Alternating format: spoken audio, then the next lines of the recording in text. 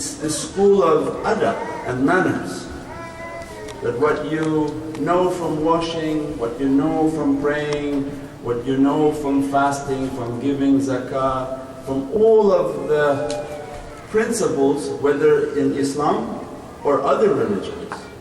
Because amongst the Sufis there are many Christians and Jewish and whatever background they have, they feel the need also to come and to learn the mannerisms that Sufis are perfecting, trying their best with Allah's support, the love and barakah of Prophet and love and support of awliya. Means then a constant reminder to ourselves that what is it in that school? Means because everybody be looking maybe for something else. That why you don't teach us qiraat, why don't you sit and we memorize hadith? But the tariqahs come, and the shaykhs of tariqah, especially in today's day and age, and even within the tariqah there are specialists that specialize in those different practices. But here in the West, the mission, the understanding of the teaching that Prophet is bringing is the perfection of manners. Means whatever religious background, whatever sect and group from within the religions, because there are even within Islam many different factions. You go outside of Islam, then we have the Christians, Jewish, we have all the different backgrounds. So then tariqah comes as a reminder, adaban rabbi fa ahsanu fi taqdeer. The Prophet comes and says and teaches us that my only claim from Allah is that He has perfected my manners, my good character. And they come and teach us that everything is based on that adab. That whatever you think you know how to wash from whatever background, great, wash. If it's good enough for your washing and you feel that even that washing is not only washing your physicality, but it must be washing your spirituality. Otherwise, if you're only interested in washing the physicality, is like polishing a stone. You're going to just use the water for the outside and just make the outside clean, but the inside not clean. Then many shaykhs say, well then just make tayammum. Better that if your heart going to be like a rock, you better use dirt to clean yourself. Because that at least can extinguish that fire and bad character. Means for every physical there has to be a tremendous spiritual. So they come and they perfect. Oh, the salah, you pray with the physicality to discipline the soul. So then they teach you that however you're praying, however you're meditating, however you're contemplating, do it for the perfection of your soul. I don't want to pray because they pray like this or I pray like that, they pray like that. Well, it doesn't matter. The goal of the prayer was to see how much I can discipline my physicality so that my spirituality can come out. If you don't have the ability to tame your horse, then there's no way that you can claim you have a rider upon it. Because people say, oh, my way is better, my soul is stronger. So not if your horse is wild. If you can't have the ability to put your horse down and say 5 times a day, you bow down to the Lord Almighty. Say, no, my way is better, I can do it 20 times. Alhamdulillah. Then that's even more power to you. So then Prophet comes and teaches that everything is a competition on good manners. So then you're praying to bring the bad character down and the reality of the soul. You're giving to show that you have no attachment and that you're not locked into the material world and that you came to be your brother's keeper. Because if you don't like for others what you have for yourself, then how is your soul of any benefit? Because these are the litmus tests. It's not just Prophet ﷺ came and then that's it and we go. It's a deep science of contemplation. Then why am I giving? I'm giving to purify myself and to show that I have no attachment and that I am the taker or caretaker of my brother and sister. And what I want from myself, Ya Rabbi, I want for all of them. Otherwise, if I just want for myself and not for them, then the soul is not elevated. Then the fasting, we're fasting not to show other people that we're great, but to show that we are abstaining from what was even given and permitted to us. That if one day you skip a few meals and feel hunger, you be compassionate about all those who are suffering from hunger, all those who are suffering from thirst, all those who are suffering from so many difficulties. Then it perfects our character. Then when we are going on pilgrimage, means everything that Prophet ﷺ was bringing for us, it's spiritual reality. That as soon as I look to something and I direct myself to the Kaaba, means I'm directing myself to something greater than myself. And I center myself every day with that.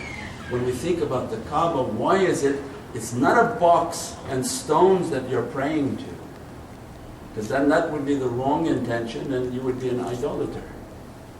The intention is that, my Lord, I'm centering myself on something much greater than myself, on you. And you're nowhere to be found, but I'm directing and centering myself to your holy house. All the houses of the Divine are holy, and there is one most holy. So as soon as we do that, it's a tremendous power to the soul.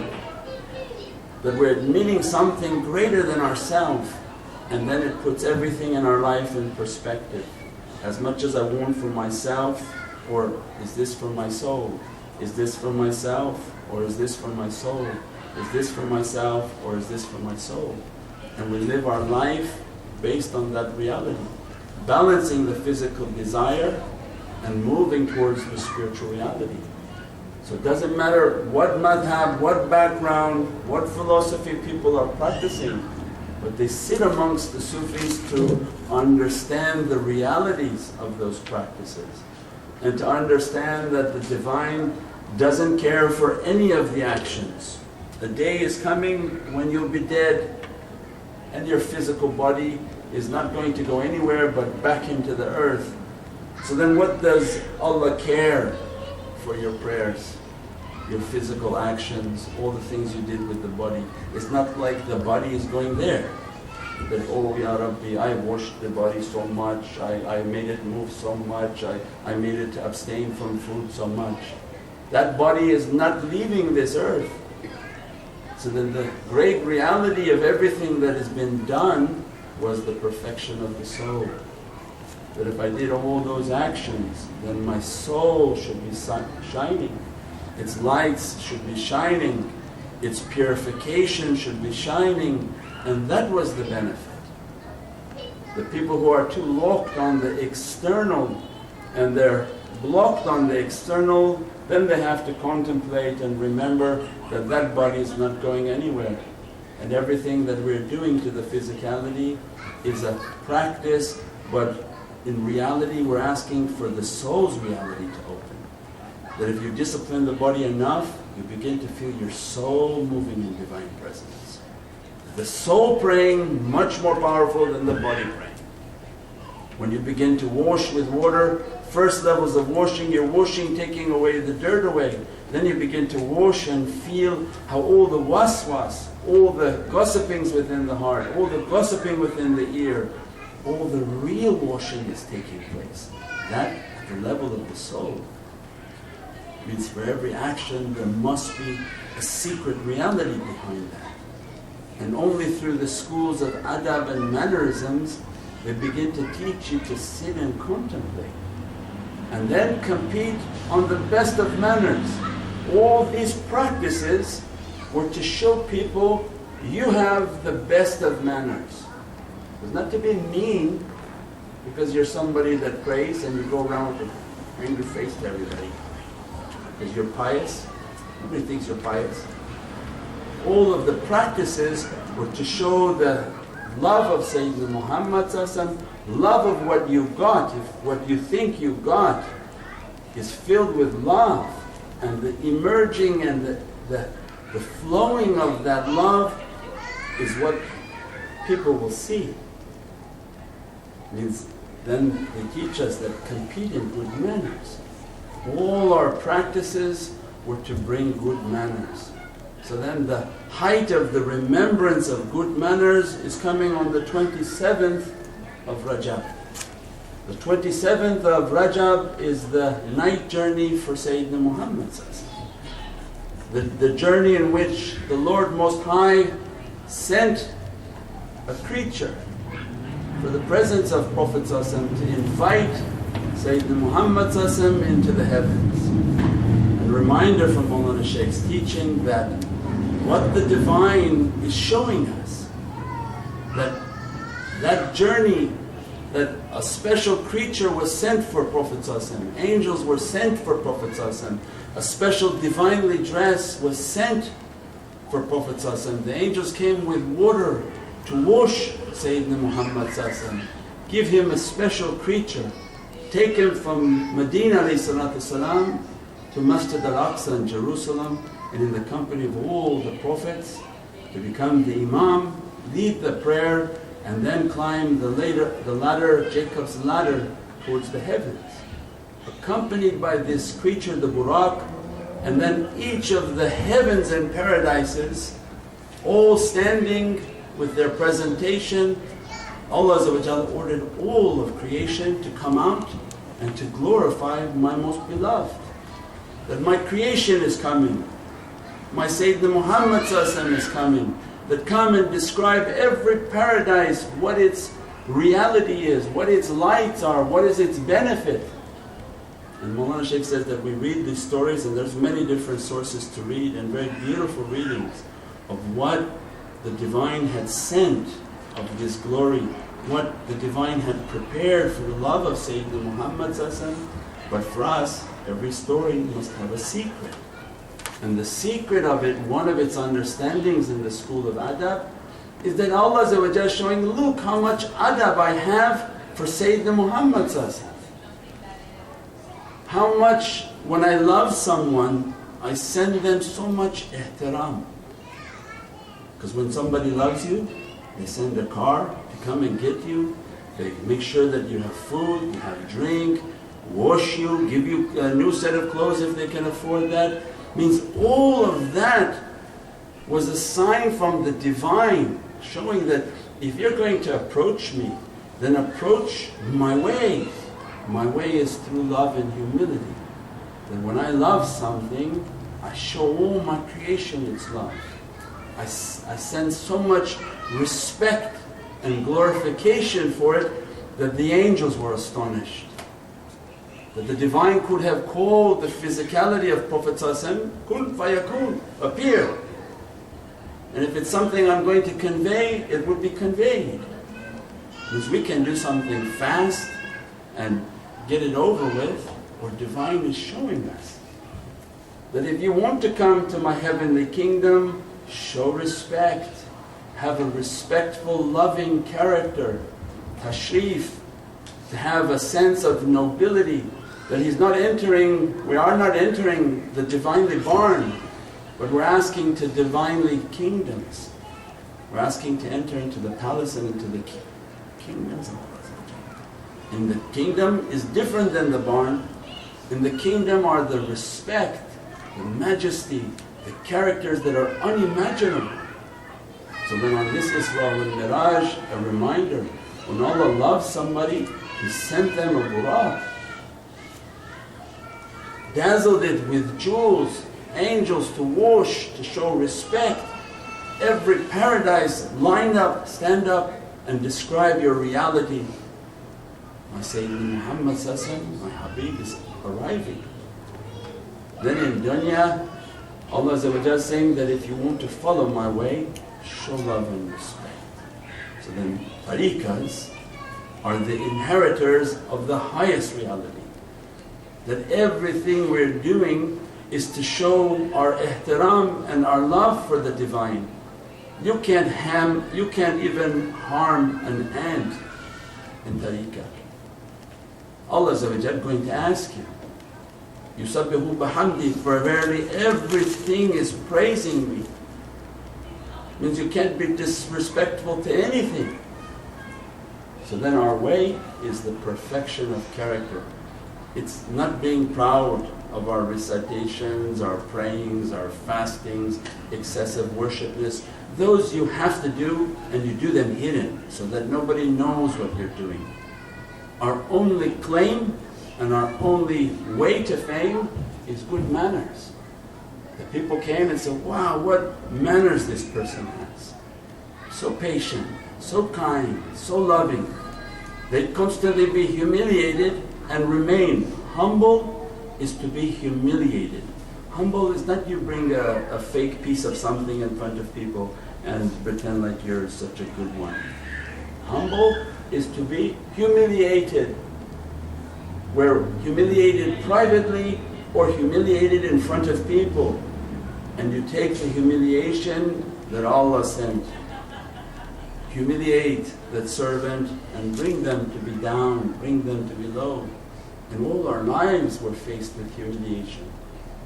And constant reminder to hold anger, hold bad character, hold the way of humility, and that's all Allah wants.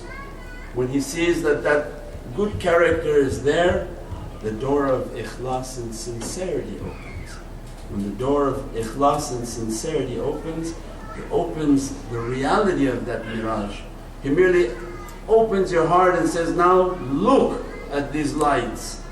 And you see oceans and floods of lights dressing upon the soul. In an instant, we move the veil of the heart and the soul will be right in that Divinely ocean, witnessing whatever Allah wants it to witness. But it's not based on actions of reform. It's based on the mannerisms and the character. All the actions were meant to bring the good character. But they describe you can be lost at a maqam. Means you can do an action, be so lost into the action that you feel that everything is based now on the physical action. So always a reminder to myself as Mawlana Shaykh's teaching, all those actions that you do are to bring out your spiritual reality. Its proof must be in your character. If the character is not good, then something's wrong in your praying, in your reading and in your reciting. When people think you're angry and always angry and nobody can talk to you without being scared, there's something wrong in what you're doing. The world trembles as you move. There's something wrong in what you're doing. It's not being accepted in Divinely presence.